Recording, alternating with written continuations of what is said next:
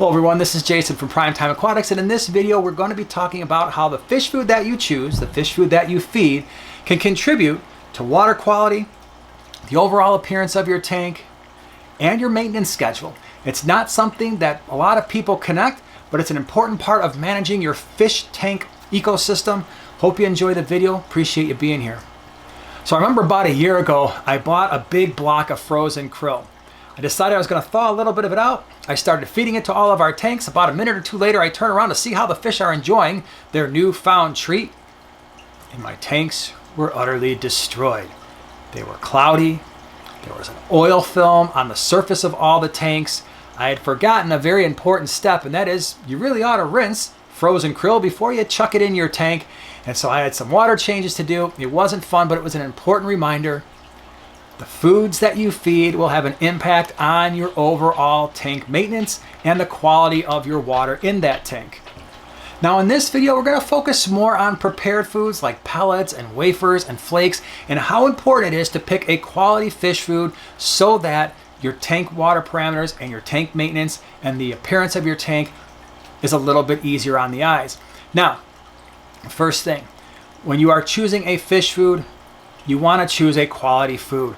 And what that means is your ingredients, really the first ingredients that you see, should be something that fish would normally eat if you found them out in nature. So if you've got a general community flake, you'd probably want to see some type of maybe krill or fish meal or something there that fish would normally eat. If you're seeing earlier up in that ingredients list a lot of vegetable matter, especially if it's not kelp or algae, like corn or rice meal, that's probably not something that's going to contribute to overall fish health long term. So you really want those ingredients to be quality ingredients, especially those first few. If you're feeding a algae wafer, then really the algae or the kelp should be the first ingredients in that wafer. Same thing if it was a kelp flake. Super important to make sure you have digestible ingredients for your fish to consume. You also want that fish food to be relatively low in binder, but have just enough consistency that it stays together in your tank long enough for your fish to eat it. Again, digestible ingredients. It's going to become important in a few minutes. The other thing, you really don't want a food that you throw in the tank and immediately it starts falling apart. This can be especially true with some types of floating pellets and some types of sinking pellets where you throw it in there and it just starts to get, you've seen it before, where it starts to get really, really large. It takes on a lot of water, it bloats up, and then it almost immediately starts to fall apart. That's a bad sign.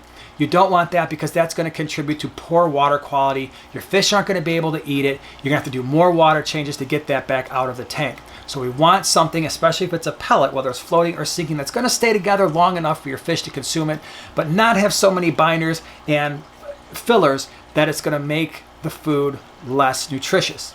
The next thing you want to think about, of course, is how much food that you feed. If you're feeding too much, it doesn't really matter how good the quality is. It's going to contribute to water quality issues. So you always want to make sure that you're feeding the proper amounts. By the way, I've done videos on how to feed fish properly. I'll put that in the upper right-hand corner as well as in the description below. I think it'll be super helpful for the thought process behind how we feed our fish to help make our tanks look as good as you see them on the videos. Now let's talk more about the actual nutrients in the food itself. I remember a number of years ago somebody said, the higher the quality of the food, the less fish waste you're going to have because the fish will be able to process more of the nutrients that they are consuming. I always remember that comment, and some of you know that we are sponsored by North Fin Foods. We've been feeding that food now for close to a year. Absolutely love it. And by the way, we did a special thing. Flip Aquatics reached out to us about last week or so, and he said, hey, why don't we do something you haven't done before? I'm like, what's that? He's like, I'm going to give you a code for your viewers, and if they want to check out North Fin Foods, go to flipaquatics.com and you can use the code PRIMETIME20. I'll put that in the description below. You can get 20% off North Fin Foods if you want to check them out. They are channel sponsors, both Flip Aquatics and North Fin. They've been a great partner for the channel. If you enjoy what you're seeing, check them out. Give them a look, see what they've got to offer, see if it fits your needs if you're looking for something new and different. Anyway, one of the things that I saw as we fed more of this food starting about a year ago is we were in fact seeing less fish waste in our gravel substrates.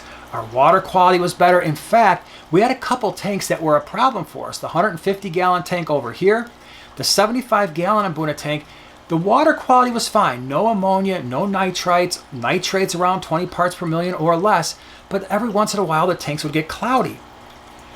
Once we started feeding the Northfin foods exclusively, those problems went away, and it dawned on me after a few months, I'm like, that's the reason why. We're feeding those higher quality foods. We're not having as many issues. The fish are using more of those nutrients, producing less waste, and that's actually making our tank maintenance a little bit easier. So when it comes to quality fish foods, one, you want to make sure you've got something that doesn't have a lot of binders and a lot of filler types of products. It's not filled with vegetable matter. That is not something your fish would normally consume. You want to make sure that they're getting all the nutrients that they need, and that those pellets and the flakes are not falling apart right away, contributing to issues.